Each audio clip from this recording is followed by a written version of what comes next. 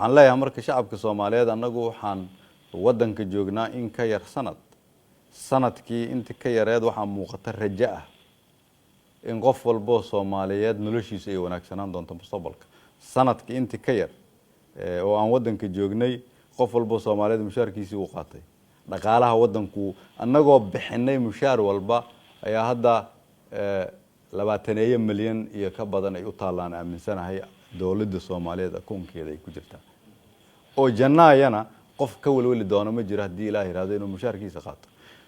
anagoo joogna sanad ka yar ayaa waxa la leeyahay dunida leedahay waxaan idin kala shaqeynaynaa sida aan dhaqaalaha u kobcin lahayn anagoo joogna sanad ka yar ayaan 200 milyan la saxanay dawladda Qatar anagoo joogna sanad ka yaraan 300 milyan la saxanay dawladda Mareykanka anagoo joogna sanad ka yar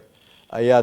adduunyada European Union ku nagu soo wareejiyeen in contract walba anagu aan gali karno oo aan iyagu go'aan oo gaari karin anagoo joogna sanad ka yar ayay bilaabeen inay lacag toos ah akoonkeena ku soo shubaan anagoo joogna sanad ka yar ayaan waxaan ka qabanay amniga iyo militariga iyo booliska sida adigu hadda ka hadlaysay anagoo joogna sanad ka yar ayaan soo deynay maxaabiista aad sheegaysay anagoo joogna sanad ka yar ayaan soo celinay hawadii Soomaaliya anagoo joogna sanad ka yar ayaan gurbidnay shuruucdii ugu badneed oo waqtiga ugu kooban lagu gudbiyo